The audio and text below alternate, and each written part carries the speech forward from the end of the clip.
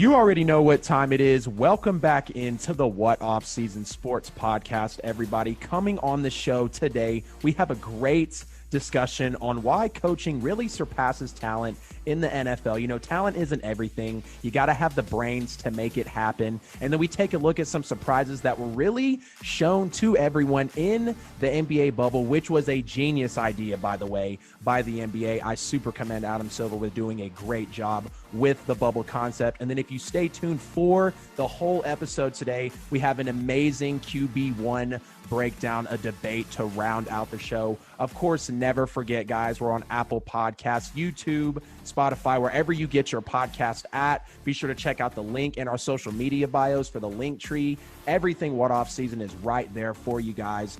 Joining me on today's episode, guys, we got this guest list rolling and I'm loving it. Brian Bolster of Bolstered Up Sports, a fellow sports podcaster and content creator. Brian, thanks for agreeing to come on the show today, man. Tell me and the fans a little bit about yourself. Hey, first off, I just want to go ahead and thank you for having me on. Of course.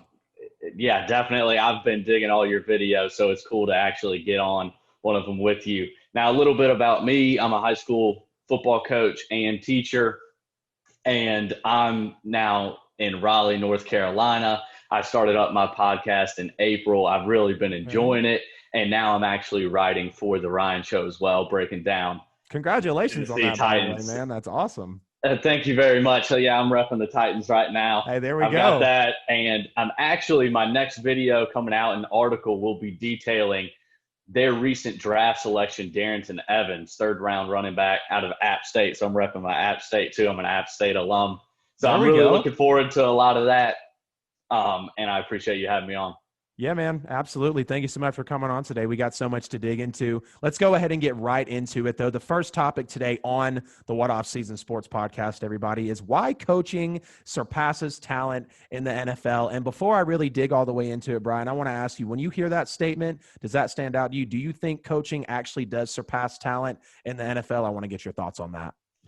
I do think coaching is a major factor, specifically in football in general. Right. Through from high school, college, and in the NFL. Obvious examples in college is Nick Saban, Dabo Swinney. You put those guys anywhere, they're going to win. Urban Meyer, he's shown that, where he can go from college to college and still win. I do think as a coach, I think any good coach would tell you that players win the games. They do. But the truth is, right, they make the plays, they win the games. But the truth is the coaching helps prepare those players and put them in the right positions to be successful. So quality coaching can stretch that talent a little bit further.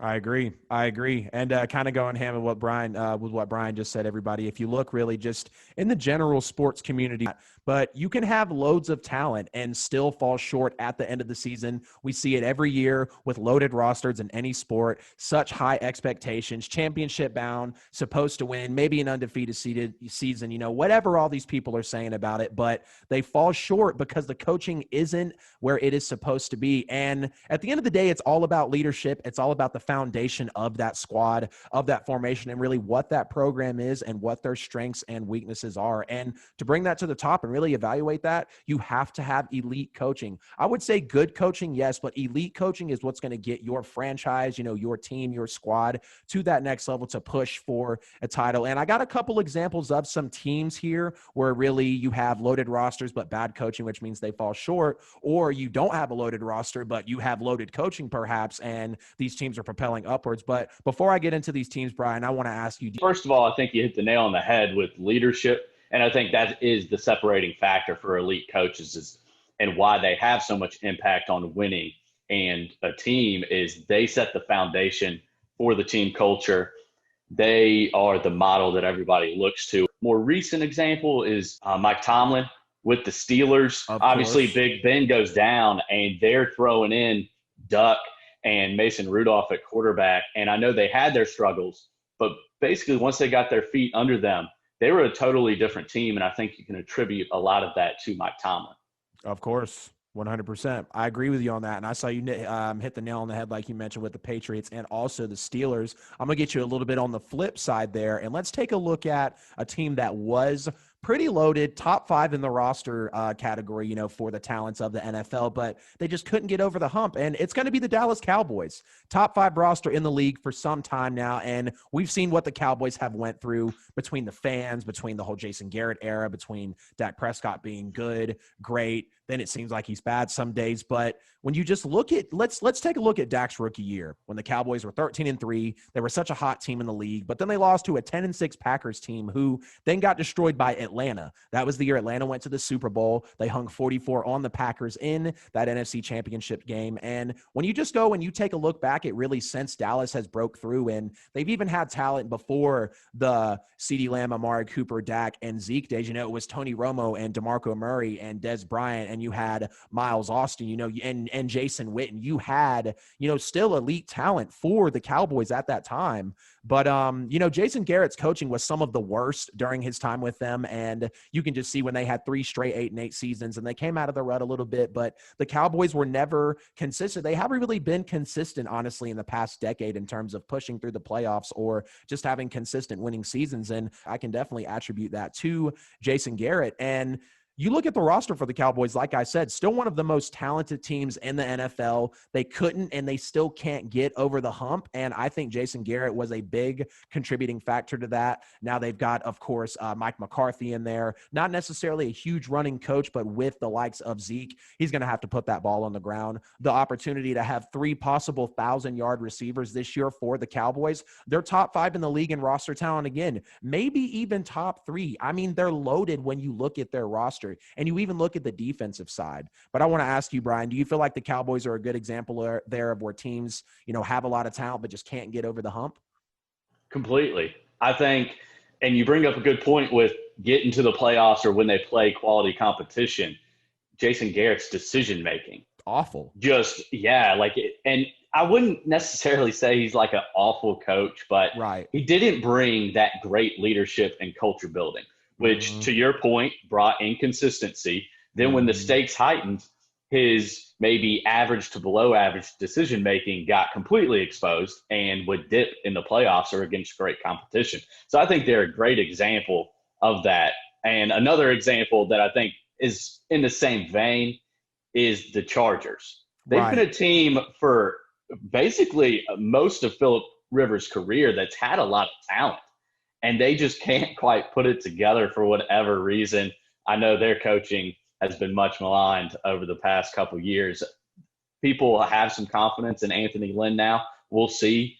But I think the Cowboys are definitely a great example of that. Absolutely. Absolutely. And then you got another one here.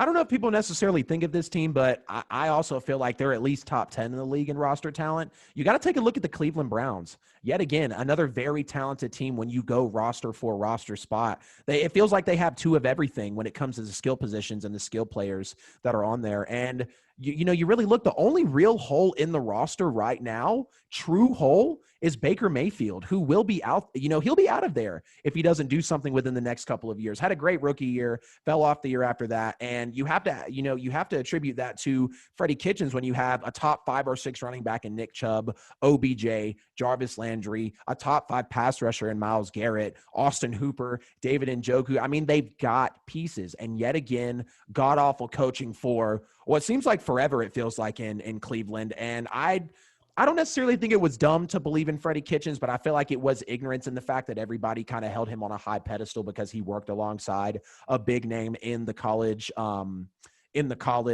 football picture, I want to say, for just one season. You even look into the Browns, they have 18 head coaches in their franchise's history. So coming into their second year with plenty of talent on both sides of the ball. So we really got to see if Kevin Stefanski will turn that Cleveland Brown team around. Another great example there. And then when we were going on the flip side also, now we're going to talk about teams with hardly any talent, but obviously they had the coaching to be able to propel them, like you mentioned, Brian, with the Steelers. When you lose your trio in a quarterback, running back, and a wide receiver, Big Ben, Antonio Brown, and then Le'Veon Bell, and you're still able to go 500. Yes, it was only 8-8, but you were even on your third string quarterback. James Conner even missed some time. So you were on third string quarterbacks and on third string running backs at one point in the season, and he was still able to muster an 8-8 year. And you even look even more into Mike Tomlin's career. That's because of just the way he's been able to coach that team. I mean, a 133-74 record in his entire year, winning the Super Bowl in his second year as the head coach, and he's been to 2 of them. And you got to think the way he was just able to deal with Antonio Brown, basically trying to implode that Steelers locker room, all the altercations with Big Ben, just with the team in general. And Mike Tomlin is a great, solid coach who has shown us his consistency year in and year out also for the Steelers. And then you mentioned the Patriots as well, of course. Bill Belichick, don't need to dig too much into this one, but really besides the Randy Moss days, Bill Belichick and Tom Brady have never had elite talent with all the times that they went to the Super Bowl. It's always been on the defensive side of the ball, which obviously Bill Belichick is going to be over there, but they have their D coordinator, for that area of the team. But with just the way Bill Belichick is constantly able to win 12 or more games, appearing in the playoffs, winning Super Bowls, going to Super Bowls, just out coaching and outsmarting and making a lot of teams look silly in the NFL. He makes New England relevant every year in and out due to the impeccable knowledge of the game. Great segment there with you, Brian. I love that there. Why coaching surpasses talent in the NFL. We're now going to segue into the NBA part of the show today, everybody. So before we even get into this, before we're talking about the surprises, everything with the NBA bubble, I want to ask you, dude, what do you make of Damian Lillard in this bubble? Unreal. I think he's the closest thing to Kobe Bryant that we've seen, Yeah. which I know, some people want to compare players only in boxes. And it's Right. like, well, Damian Lillard isn't a shooting guard. He doesn't have that SG next to his name, so you can't compare him to Kobe. But I think that's selling the player short. And I think he has that Mamba mentality. If I was going to point at one player in the league, I'm pointing to Damian Lillard. And he's absolutely taken over. He's almost taken what Steph Curry did as far as off the dribble threes and taking it a step further. Yeah. They're coming up and setting ball screens for him at 35, even close to 40 feet. Exactly. And if his defender, if his defender goes underneath, he pulls up off the dribble from 35 feet and is just draining them. It's amazing to watch. And especially I loved seeing it after I'm a Lakers fan. So I loved seeing him respond. That explains all the comments on my Lakers post. Okay. You're high on the Lakers. I see you there. Yeah, 100%. I can't hide. I'm a little bit of bias. I can't lie about that. But so I loved his response to the Clippers and that fiasco. Like when I don't know if you were watching that game, but when he was going to the line to shoot those 2 free throws, I thought there was a 100% chance he was making both. I was shocked that he missed them. But I thought he had the greatest response to it. Mature, focused, and you could see he always has that fire going. And after that, after Pat Bev yelling Dame time at him, he took it up to just a whole nother level, and it's been awesome to watch.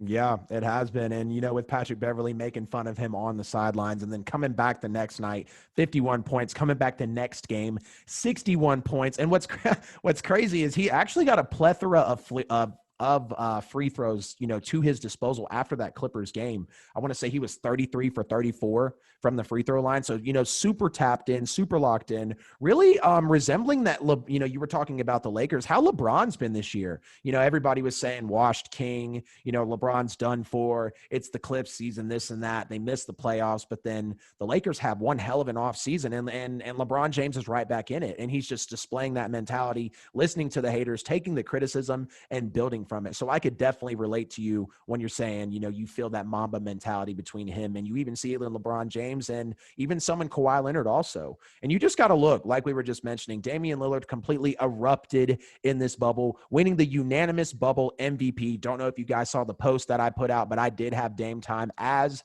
my NBA bubble MVP. There were some close seconds. I know some people were thinking Devin Booker and Giannis Antetokounmpo. Giannis probably would have placed second for me just because of how well he has played in the bubble, but it had to be Dame time, Dame Dollar, Damian Lillard, no question about it. But I think that was easy for everyone. He just absolutely went off in this bubble. Second player in NBA history besides Wilt Chamberlain to have 3 60-point games in a season. So that's a very elite club to join there. And then back-to-back 50-plus point games, now making him 8th all-time in 50-point games. He just passed Kareem for the last spot, tied with Allen Iverson, and he's just one game back of LeBron James, and he leads the NBA in minutes per game this year. Damian Lillard does. So he's out there. He's playing for the Blazers. You can't say he's not shouldering the load for the Blazers. The Lakers look concerning, 100%. They look concerning. And now me learning that you are a Lakers fan here on the show, man, I want you to tell me what concerns you, what has concerned you about the Lakers, whether it's, whether you feel like they've been playing possum or not. You as a fan, what's concerning you with your team right now?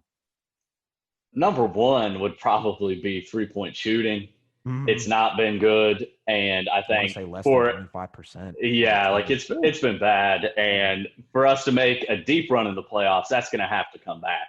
Right. And it worries me because let's say Kuzma, Waiters, J.R. Smith are all inconsistent players. Like they might go off and have a great game, hit 6 threes, but they're going to have a game or two where they're going, 1 for 8 from the 3-point line. So that's concerning. Right. Then I am a little bit concerned about LeBron. I think. Me too. I'm really shocked by LeBron's performance in the bubble. Yeah, I think the Lakers were really hurt by the delayed season. I think they were playing better than anybody right up until it was postponed. Yeah. And LeBron, I think at that point against the Bucks, they were on that hot streak, and I think LeBron was kind of solidifying himself as still the number one player in the NBA. Yeah. And luckily I think they're that not including the bubble in that voting because I think that would really hurt him. I still have LeBron as the MVP, but I think if they included the bubble play, I think that would definitely take it away from him. Oh, 100%. Yeah, I think if you include that, then he would definitely be a distant second to Giannis. Right. And then, but, I've still got faith in him. I think he's been able to flip the switch, turn it back on. Oh, yeah. But I still have questions about Anthony Davis, not the talent. Like, he's a great player, but I question his ability and his toughness in the playoffs. Like, we've seen him shrink. We've seen him kind of float through games and disappear. And in games where he really should take over and dominate. So that worries me a little bit that in a matchup, let's say against the Clippers, like LeBron will get his, but it's going to come down to Anthony Davis needing to dominate the Clippers when they just don't have anybody to match up against him. Yep. And he just hasn't proven it yet. So I just think that's a big question mark. Yeah, I feel you on that. And Anthony, I'm glad that you brought that up because I said it in my NBA bubble predictions. And I want to say a social media video that I put out. LeBron's going to get his. LeBron's a veteran. LeBron knows how to adapt and how to adjust and to just really play with what's given to him. But with Anthony Davis, who is a veteran also, and I think AD is an elite scorer. There's no question about the talent, like you said. But sometimes he isn't very consistent. And sometimes the Lakers really depend on him and depend on his scoring to propel them. But when AD shrinks, sometimes the Lakers shrink also. And we've obviously seen, if LeBron shrinks, then the Lakers, they look pretty lost without LeBron out there on the court. And you look into their bubble numbers here, 3-5 in the bubble, losing twice to the Raptors, who are looking like a major favorite to repeat this year. I think they have arguably the best starting five in the NBA when you talk about leadership, consistency, and the veterans that are in that starting five who perform night in and night out. And, they lost once to the Kings as well, but you got to look at those losses. They lost by an average of 14 points in the bubble to every team. There was one loss where they lost by, I want to say they lost by 6 to like the Pacers or whatever it might have been.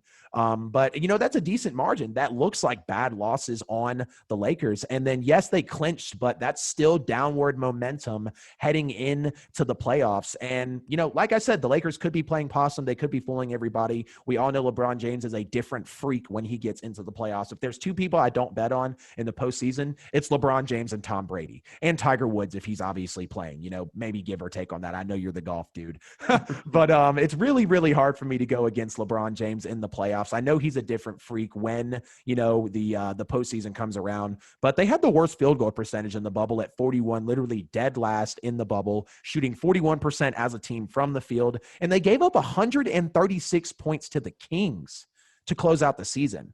So it's really concerning, especially on the defensive end. And you got to look at it. At the end of the day, the Lakers are an older team that doesn't play up-tempo basketball with the likes of the other high-flying teams in the league. And you have to make them chase you around the court, and you're going to have to shoot the 3 ball on them in order to be able to beat them. Because if there is one thing the Lakers don't do well, it's defend the perimeter. And with a high-flying, fast-paced shooting at will team like the Portland Trail Blazers, they're definitely going to have their time tested for them in the first round. Before we get into this last part of the NBA bubble review, what did you think about the Pelicans in the bubble? I was so disappointed, to be honest. They were one of the teams that I was most excited to watch. I'm a Right. Zion fan, so I was really hoping that he would play at a high level. And I watched the first game. I sat down and was like, all right, basketball is back. It's the Pelicans versus the Jazz. And the Pelicans looked great coming out of the gates. Zion looked great right away. And then in the fourth quarter, I was just scratching my head the whole time, like, when are they going to put Zion in? Exactly. And they just didn't. And I won't say that they tried to lose, but they did not try to win that game. They had that game in their hands against the Jazz team that was obviously better than them. They outplayed the Jazz for like 90% of that game, I felt like, and then just couldn't close it out of the end because that was their game to lose, and they lost by such a slim margin, to open the bubble. Yeah, that was tough watching that. So honestly, after that, my hopes for them went down quite a bit. Even though they had, I believe, the easiest schedule, they only went 2-6. Literally. Yeah, it's tough. And, with Zion being on the minutes restriction, that wasn't a bunch of fun, especially because they weren't even using that strategically, in my opinion. They weren't letting him close halves or close quarters, particularly the fourth quarter. And he looked a bit out of shape, which was a little bit disappointing. Lonzo Ball was awful. Even though he had a great regular season, this bubble regular season, he was really bad. So, yeah. I didn't see what I wanted to out of the Pelicans, but I do think they're going to rebound next year and be a playoff team. Right. I 100% agree with you. I don't know if they could rebound and be a playoff team. Maybe they could push for the 8th seed, the 7th seed next year. Maybe up towards the 6th seed, but the East has a lot of talent in there. But I was extremely disappointed, like you just mentioned, with the New Orleans Pelicans. They flopped in the bubble, 100%. There's no question about that. They should have breezed through the bubble to get to the 8th seed. I had them going 6-2 in the NBA bubble. Instead, they completely turned it around and went 2-6. And you got to look with a young, talented roster and a good chance to get the 8th seed. They absolutely blew their chance to do it. It was their 8th seed to grab, and they let it go. Now it's Portland's, obviously. And like I mentioned, I had them going 6-2 in the bubble, maybe the easiest path, like you mentioned, to get to the playoffs, considering the ugliness that was at the bottom of the Western Conference. Obviously, it fared out a lot better, tonight with the play-in game and everything than it really was foreshadowed to be. But instead, with the Pelicans, Zion was on a pitch count after claiming to be healthy, which I don't know if I even really buy that Zion was healthy at all this season, because he was obviously, delayed tearing the meniscus. So that was really a setback for him. He's got to lose some weight. He's got to get more in shape. But with having Zion on a pitch count, it's kind of almost like the Todd Gurley situation. Gurley came back, said everything was okay, but then you see him riding the bike in the Super Bowl for damn near the whole game. You see him get 6 or 7 carries in the NFC Championship against New Orleans that year. So it's like, where is this superstar? Where is this guy that came so hot out of the gate? He's saying that he's fine, but he's not performing on the court and on the field. So I don't think Zion was healthy at all. And you got to look, they went 1-3 the first 4 games of the bubble, and then they're eliminated shortly after, finished 2-6, shut down their superstars, and then they fired the head coach, Alvin Gentry. So that escalated very, very quickly.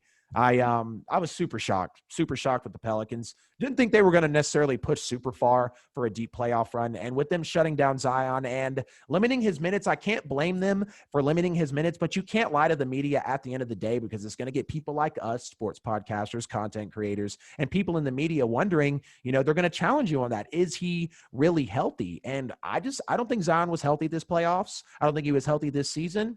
And seeing how, as the Pelicans are probably going to have an early exit anyways, they just really didn't want to risk it, as Zion has a huge, bright future ahead of him.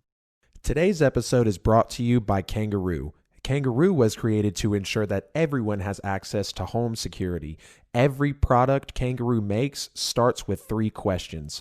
Is it simple? Can it be produced at a price that everyone can afford? And is it secure? With Kangaroo, you never pay for unnecessary bells and whistles, and your data is going to be secure. The front door security kit is a simple setup with no tools or tech geeks required. If you have Wi-Fi and a smartphone, which I'm sure you do, you can use Kangaroo. Go to heykangaroo.com to learn more and start keeping your home safe today. And be sure to use the code RINGDONG for 20% off any Kangaroo complete subscription order.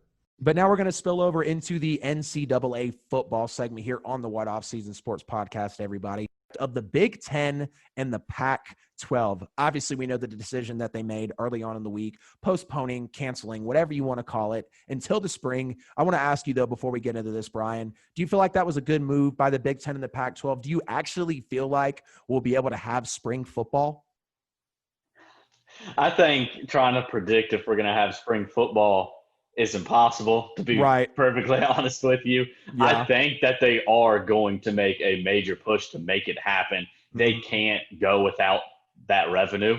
So I think we Right. will see that. As far as it being the right decision, I would think so. I think it's a decision that they had to make it. Just the liability involved for the universities and the conferences was just far too great to push forward with the season. Now, on the flip side, obviously, we've got the ACC, Big 12, and SEC still holding on for dear life to fall football. And yes. again, I can't predict what they're going to do, but I think no matter what, they're going to push it to the absolute last minute before they make a decision to Oh, of postpone if course. they Of are. course. Um, Again, I've said for a long time, I'm kind of backing off a little bit, but that the SEC was going to play football in the fall, like no matter what. I Right. think, everybody behind the scenes, all the boosters are really pushing for it. I don't think they want to wait to see their football, to see, the Roll Tide and everything, go Tigers. I don't think that their fans are willing to wait until the spring. It'll be interesting to see what happens, but I do think one of the biggest rippling effects out of this whole situation is the players coming together to unite. I know the biggest version of that was in the Pac 12 asking for as much as 50% of the conference revenue going to players, among Yep. a bunch of other things, health coverage through 6 years after they graduate. And that's really what I would like to see. I would definitely think the players need to be taken care of after they graduate. They're coming into a contract basically, and they do receive benefits. But I would like to see them, at a minimum, their health care taken care of after they graduate, because that's a lot of times where you're going to see the physical toll for a player come into effect. Is not when they're 22 years old, but a little bit later down the line. Right.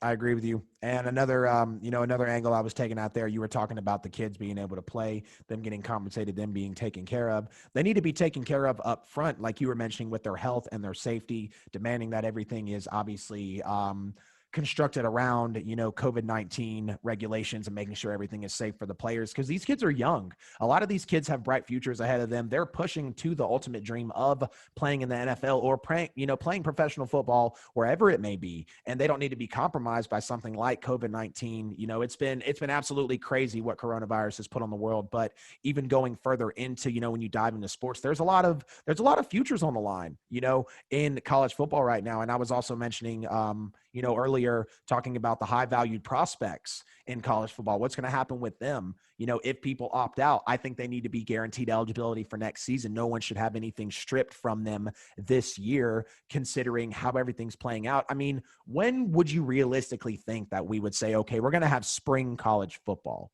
Nobody probably thought of that. I know I didn't think of that. I figured, okay, they're either just going to cancel it and we're just going to come back next year. But to move it to the spring, I mean, that's huge. You're talking about starting right after the Super Bowl, which is one of the most viewed events in the world.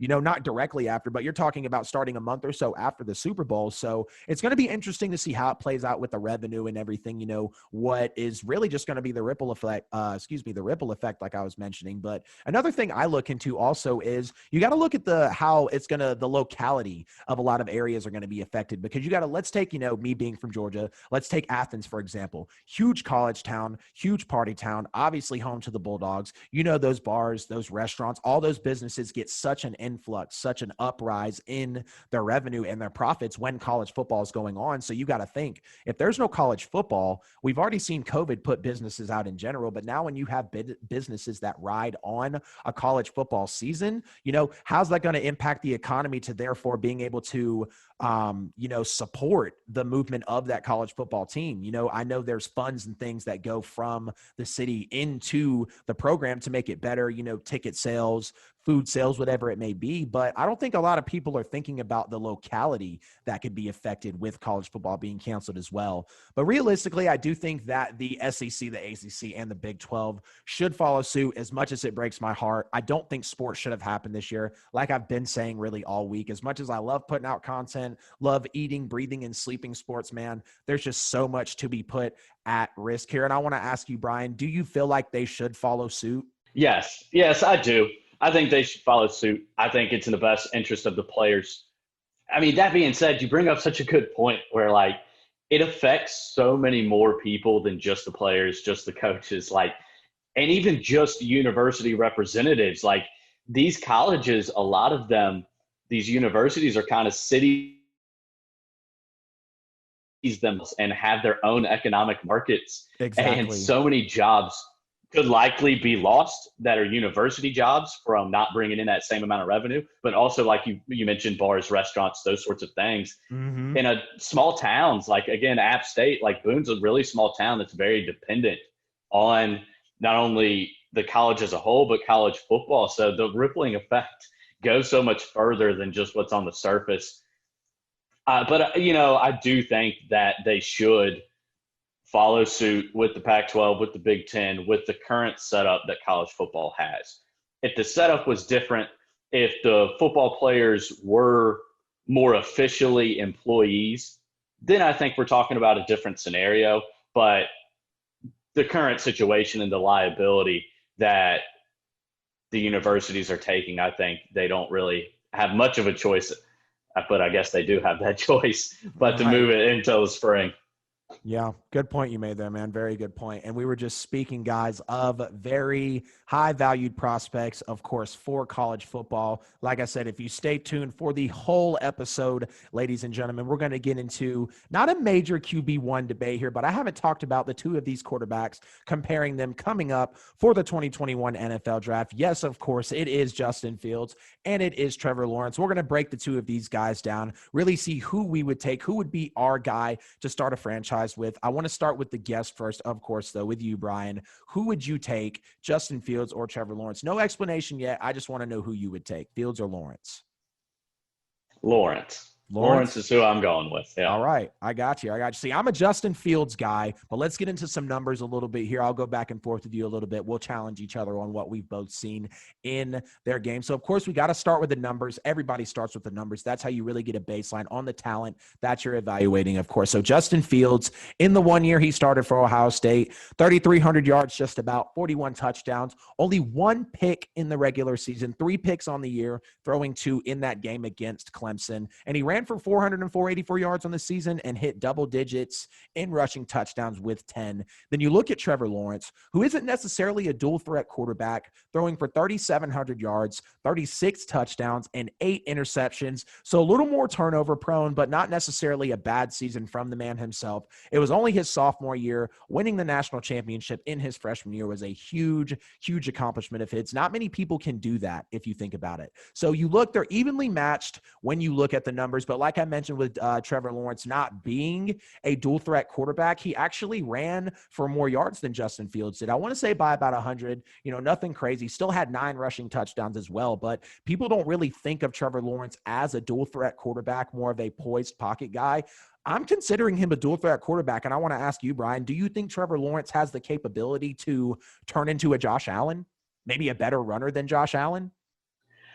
I'm not quite sure about a better runner than Josh Allen, but I definitely think these guys are the prototypical future NFL quarterback, which really now means we've been saying future for forever. It's the present, right? Yeah. It's happening right now. Right. He is he would be considered probably a pocket quarterback, but obviously has far more mobility than what a pocket quarterback would have had 20 years ago.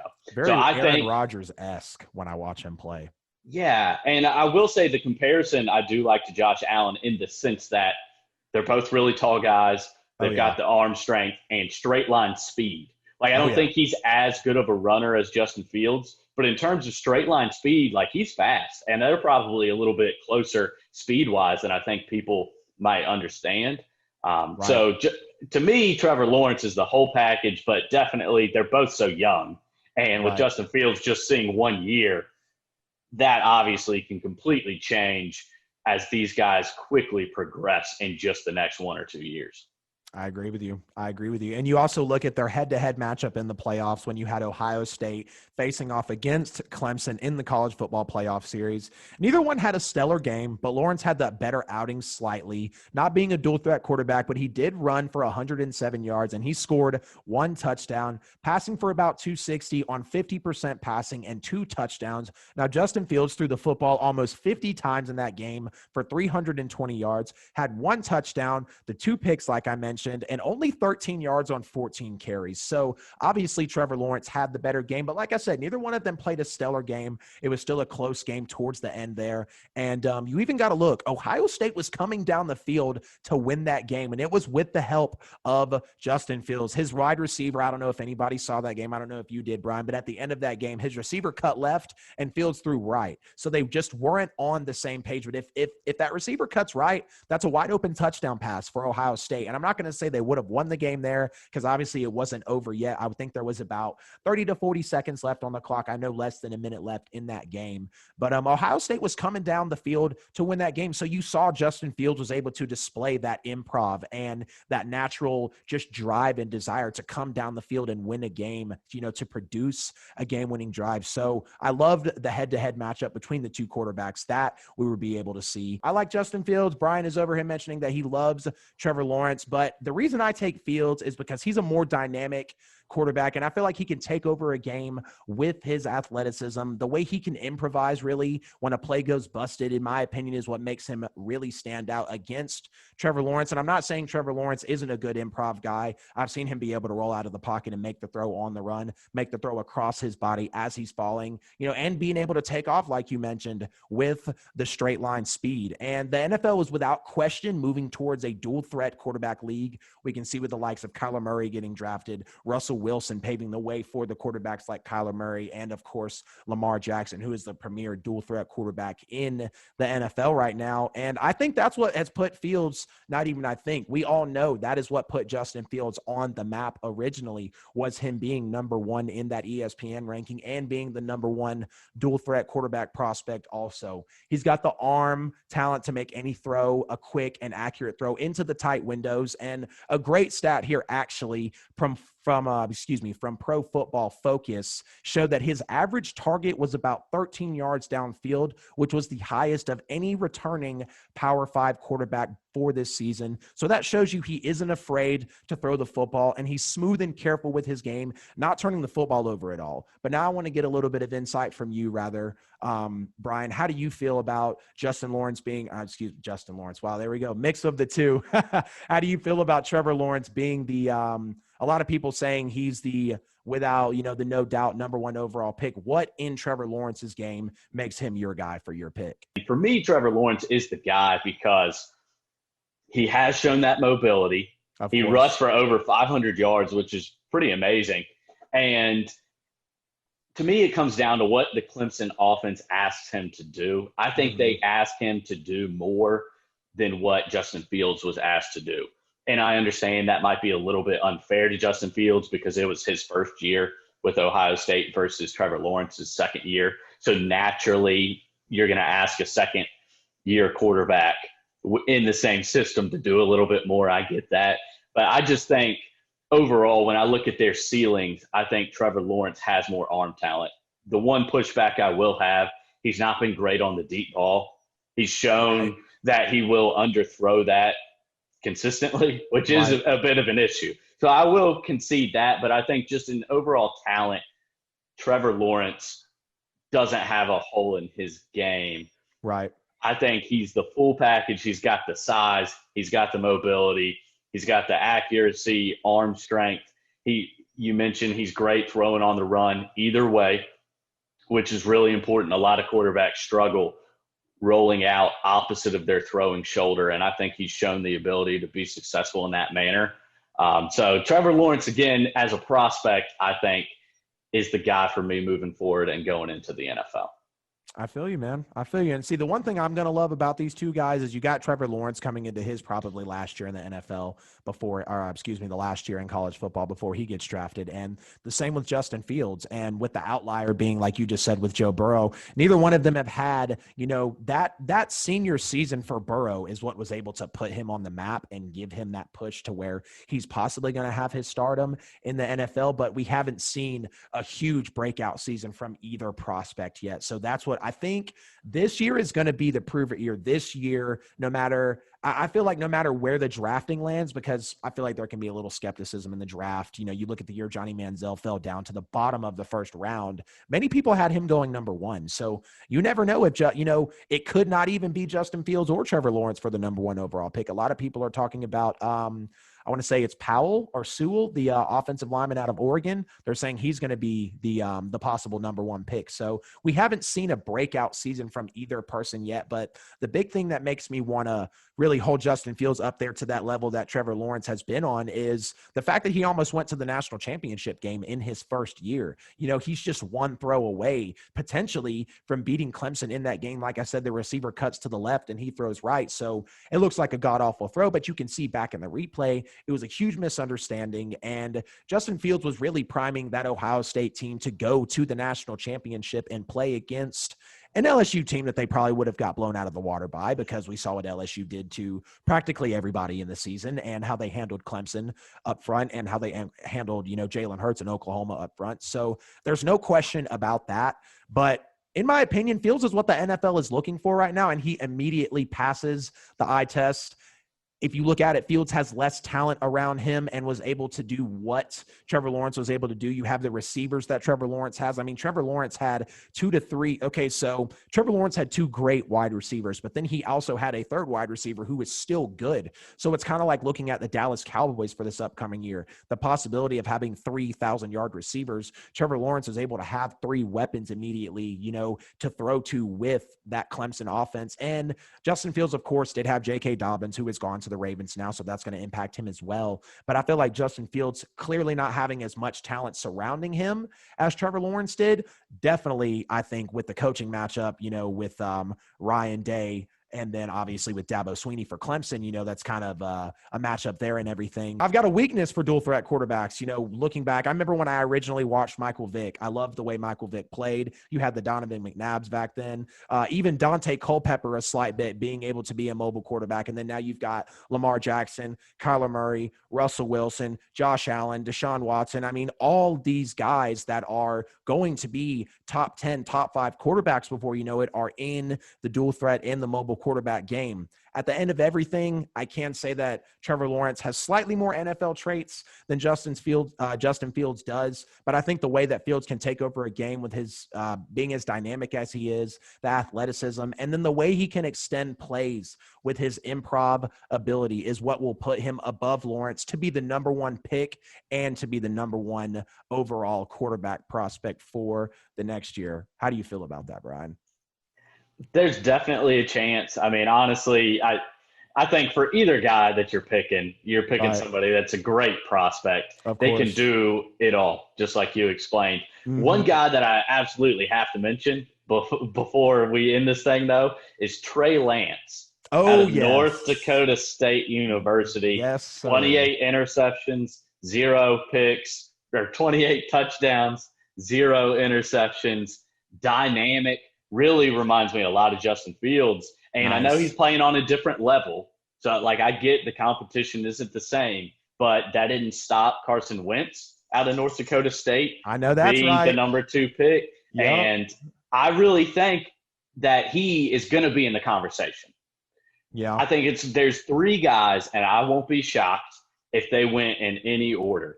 I think they'll all be in the top 5, and I won't be shocked. You could tell me any 3 of those guys being the number 1 pick won't shock me. They all can do it all. They're all have shown great decision-making, great arm talent, and great mobility. So I think the bottom-dwelling teams in the NFL are going to be really excited to have top draft pick, and they're probably really wanting them to have a college football season, get as much extra tape as possible and not have to 100%. draft these guys off of either 1 or 2 years. But either way, I think that's 3 great quarterback prospects right there. I agree with you, man. And I want to go and be able to watch more tape on that third quarterback you were talking about. And I also agree in the sense that you could even argue it could be, of course, you won't have 3 straight quarterbacks going in the first round, but if you did say it was 1, 2, 3, Fields, Lawrence, and then the third quarterback that you just mentioned, or, however you wanted to flip that around, I agree with you with the quarterback talent, of the prospects that are coming up in this year. It's going to fare out for a great college football season. Unfortunately, we won't be able to see, Justin Fields play this year, which is, we'll be able to see him play in the spring, but, it's going to be different because with everything getting thrown towards the spring, is Justin Fields going to see defenses that he's going to need to see to become a better player? Reading defenses as a quarterback is a very, very vital trait. You look at the likes of Drew Brees, Russell Wilson, Tom Brady, the people that are really able to dissect a defense, Peyton Manning, even for a better example, able to dissect a defense at the line. What types of teams, rather, is he going to face? What kind of defenses could he be coming across? Is he going to have the chance to improve this coming season, or is it going to be a walk in the park? What kind of tape does that present for the prospect of Justin Fields? That is going to wrap up today's episode of the What Off Season Sports Podcast, everybody. I appreciate everybody so much for tuning in for this loaded episode today featuring Brian Bolster of Bolstered Up Sports again. Don't forget to go subscribe to his podcast. I'm going to throw all of his information down here for you. Hit him up on Instagram. Go subscribe to his podcast. Like, comment, give him a review. Go get some engagements on his social media page, of course, guys. And like I was mentioning with the link tree in our social media bio, you can check us out. Everything What Off Season Sports content is going to be in those bios for you. Of course, subscribe on YouTube, Apple Podcasts, Spotify, wherever you get your podcasts at. Brian, thank you so much for coming on the show today, man. We'll have to do it again sometime. This is What Off Season signing out, everybody.